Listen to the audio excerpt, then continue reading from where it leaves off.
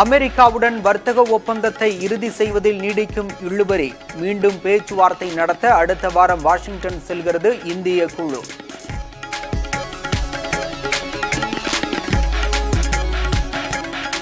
பீகாரில் வாக்காளர் பட்டியல் சிறப்பு திருத்த நடவடிக்கைக்கு தடை விதிக்க உச்சநீதிமன்றம் மறுப்பு. ஆதார், வாக்காளர் அட்டை, ரேஷன் அட்டையை ஆதாரமாக ஏற்பது குறித்து பதிலளிக்குமாறு தேர்தல் ஆணையத்திற்கு நோட்டீஸ்.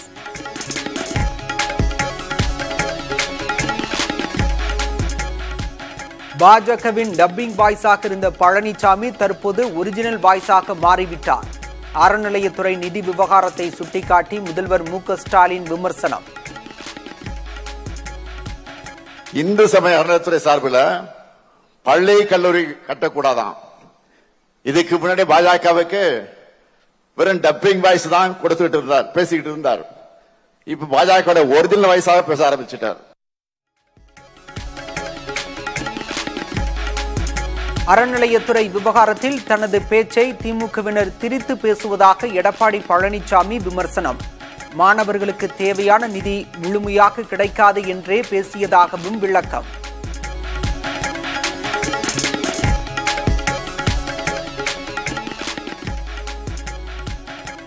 பழனிசாமி தங்களுக்கு டம்மி வாய்ஸாக இருக்க வேண்டிய அவசியம் இல்லை.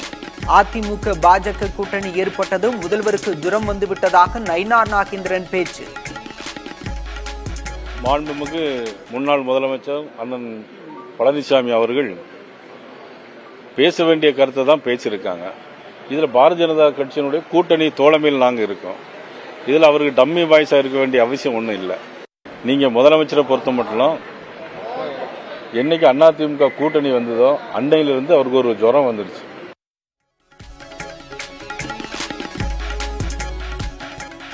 மதிமுகவில் மல்லை சத்யாவின் நடவடிக்கைகள் சரியில்லை என வைகோ குற்றச்சாட்டு. கட்சியிலிருந்து நீக்கப்பட்டவர்களுடன் தொடர்பில் இருப்பதாக புதிய தலைமுறைக்கு பேட்டி.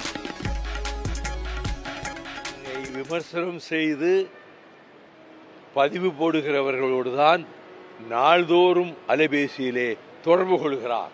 இது இயக்கத்துக்கு இனி சோதனையாக வருவதற்கு அனுமதிக்க கூடாது, தெளிவுபடுத்திவிட வேண்டும் என்றுதான் இந்த நிர்வாக குழுவிலே நான் சொல்லிவிட்டு இதற்கு மேலும் அவர் விருப்பப்படி நடந்து கொள்ளட்டும் என்று சொன்னேன்.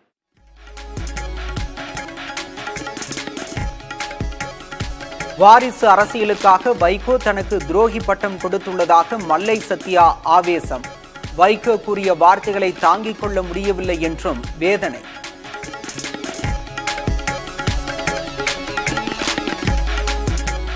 தனது பெயரை பயன்படுத்தக்கூடாது என அன்புமணிக்கு பாமக தலைவர் ராமதாஸ் நேரடி எச்சரிக்கை. அன்புமணியுடன் சமாதானமாக செல்வீர்களா என்ற கேள்விக்கு பாடல் பாடி பதிலளித்த ராமதாஸ்.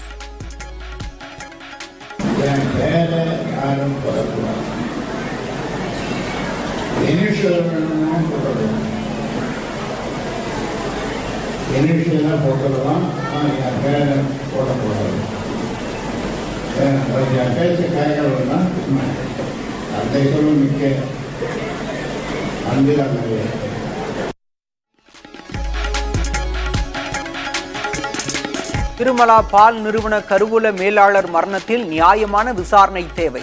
தமிழக அரசுக்கு பாஜக முன்னாள் தலைவர் அண்ணாமலை வலியுறுத்தல்.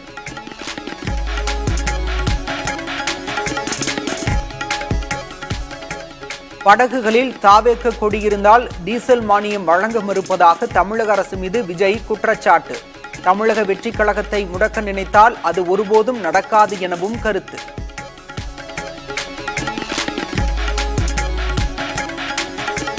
இந்திய ஜனநாயகம் முன்பை விட தற்போது மேம்பட்டுள்ளதாக காங்கிரஸ் மூத்த தலைவர் சசி தரூர் கட்டுரை.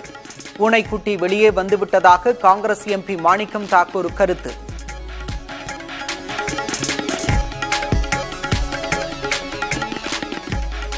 கேரளாவில் ஆளுநர் ராஜேந்திர அல்லேக்கருக்கு எதிராக நீடிக்கும் இடதுசாரி அமைப்பினரின் போராட்டம்.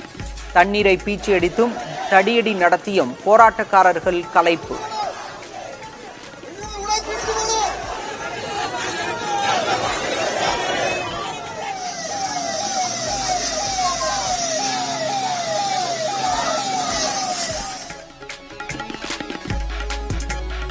நடிகர்கள் பிரகாஷ்ராஜ், விஜய் தேவரகொண்டா உள்ளிட்ட 29 பேர் மீது அமலாக்கத்துறை வழக்கு பதிவு. சட்டவிரோத பண பரிமாற்ற குற்றச்சாட்டில் விசாரணை மேற்கொள்ள திட்டம்.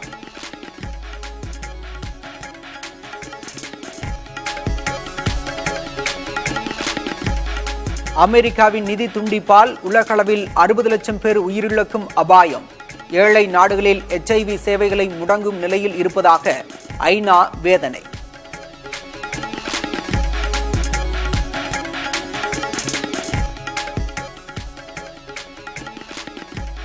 அதிநவீன ஆயுதங்கள் 22,000 வீரர்களுடன் பிரம்மாண்டமான போர் பயிற்சியை தொடங்கியது தைவான். சீன படைகள் அச்சுறுத்தி வரும் நிலையில் உலகின் கவனம் ஈர்க்கும் நிகழ்வு.